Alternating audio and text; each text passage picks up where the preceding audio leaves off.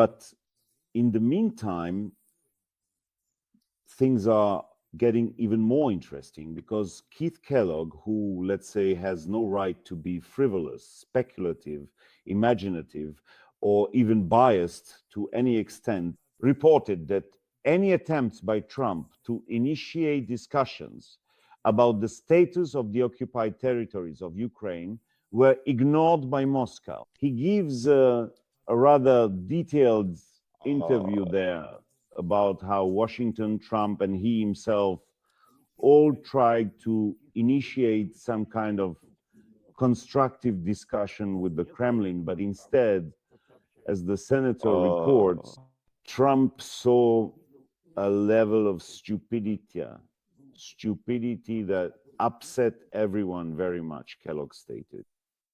And here, of course, Kellogg hit the nail on the head. The real issue, as he put it, is the astonishing level of stupidity of Putin. The United States, in general, couldn't believe their eyes for a long time, and not their own eyes, nor their intelligence services. You have to understand they are managers of a very successful country. They simply can't imagine that a large country, another country, could be run by people with a tragically low intellectual level. As you know, the reasons for the obvious and undeniable misfortunes were sought in all sorts of things, including mystical causes or in the fateful peculiarities of its culture, its people, its geography, its history. But no one ever thought that the answer was actually very simple. The root cause of everything that is happening is, above all, the astonishing stupidity of Putin himself and his henchmen, who have absolutely no understanding of where their actions are leading, who harbor a maniacal hatred for their neighbors, and who are maniacally eager for war. And now, only when the United States has become entangled in a very complicated relationship with the Kremlin, have they been forced to recognize the simple root cause of all the problems. But the Americans don't have much time to be amazed by their discovery. Now, the poor things will have to completely reshape the essence and the entire style of their relations, taking into account the obvious feeble-mindedness of their Russian counterpart. And this is not as simple as it seems, because Moscow's feeble-mindedness is aggressive and, as they say, thick-headed, meaning it's steeped in stubbornness, malice, and of course, in this national narcissism. There was also another statement from Kellogg that is worth hearing and knowing about.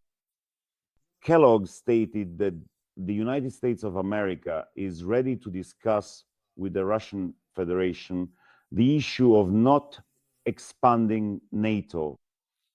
Kellogg, let's put it this way, with a sly look in his eyes, called Putin's concerns about NATO expansion legitimate and assured in a smooth, honeyed voice that for us, Ukraine's accession to NATO is not on the agenda.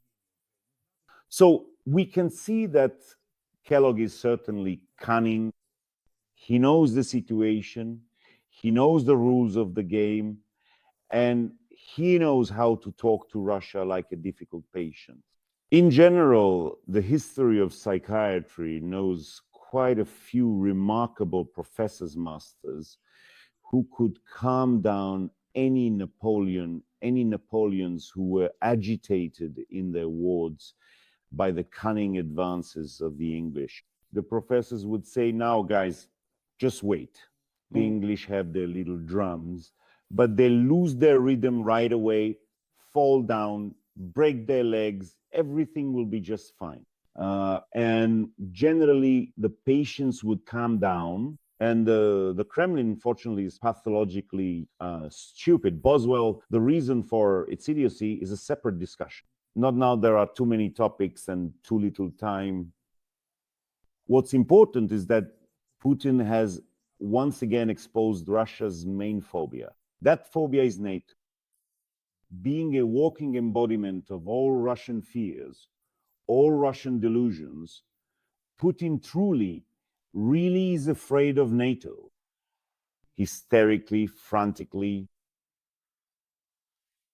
He fears it to the point of foaming at the mouth, to the point of seizures, with spit flying from his cracking cheeks. Thanks to him for his stupidity and for providing this most important target indication.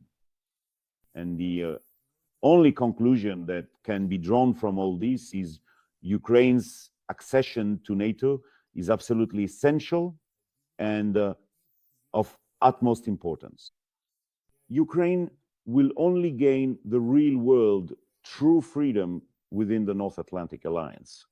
Only with this status will being neighbors with the country of orcs guarantee both peace and the ability, when necessary, to spit in the wild face of Moscow as a neighbor. After all, what is NATO? NATO is the chainmail of Europe, which the Russian beast has not yet dared to bite through. Undoubtedly, the time will come when the orcish minds become completely clouded and Russia will rush at the civilized world. Well, that's when everything will be decided, because the Putin empire will finally fall, of course, only by the NATO sword. But here it gets quite amusing, because the Czechs didn't understand, didn't get Kellogg's game, and started explaining to everyone that no, NATO is absolutely necessary.